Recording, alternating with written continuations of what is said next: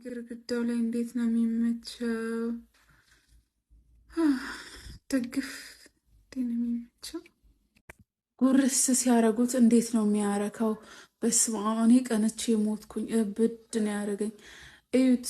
ላይክ ቪዲዮ እየደረሰኝ ዝም ብዬ ስክሮል ሳረግ ማለት ነው ዘይት የበዛበት ቅባት የበዛበት ቅቅል፣ ጥብስ፣ ክትፎ ካይንድ ኦፍ ቁርጥ ምናምን ሲበሉ ሳይ ጀስት ማይ ጋስትሪክ ኢምባላንስ ማለት ነው እንድበላ አይፈቅድልኝም። ስለዚህ እንዴት እንደምቀና እድላችሁን ተጠቀሙበት። በእውነት ጨጓራችሁ ማያማችሁ ሰዎች ገንዘባችሁን አውጥታችሁ ብልት አርጉ። እውነት አሁን ሳይ እንትን የበዛበት ይሄ ላይክ ቅባት የበዛበት ምንድነው አዋዜ በአዋዜ እሽት የተደረገ ምናምን ቁርጥ ሲበሉ ሳይ ኦማይ ጋድ ታድለው እላለሁ።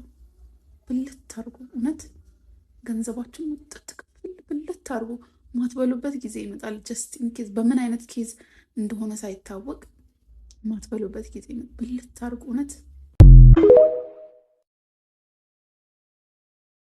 መሬት ላይ አልመቸኛል፣ አልጋ ላይ ወጣሁኝ።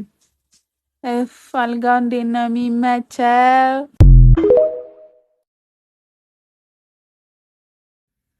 ትንሽ ወይ እኔ ላይ ለምንድን ነው የምታፈጡት? እኔ እፈራለሁ።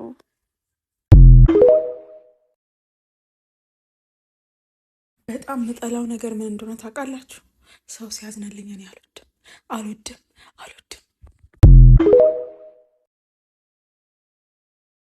ለገላሽ ጥራት እስቲ ምግቢ፣ ለፀጉርሽ እንደዚህ ስቲም አርጊ ምናምን ትሪትመንት ምናምን አርጊ ብላችሁ፣ ለፎሮፎርሽ እንደዚህ አርጊ ብላችሁ ፎሮፎር የሌለብኝን አናቴን ቆረቆራም አመዳም ብን ያለች አረጋችሁ።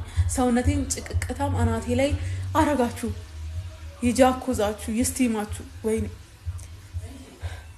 አትስቲሙ፣ ይቅርባችሁ ጋይስ። ምንም አይነት ስቲም አያስፈልግም። ምንም አይነት ጃኩዚ አትጃኩዙ። ምንም ሞሮኮ አትሞርኩ። ይቅር፣ ምንም ሞሮኮ አያስፈልግም። አትሞርኩ።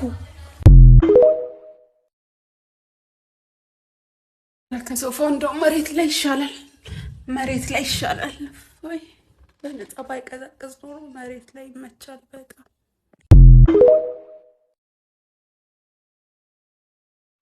ዙሩን አክርሮ ከመቀጠል በላይ የሚያም ነገር የለም። የሚያም ኤክስፔሪየንስ የለም። ግን ህመሙም ይቀጥላል፣ እኛም እንቀጥላለን።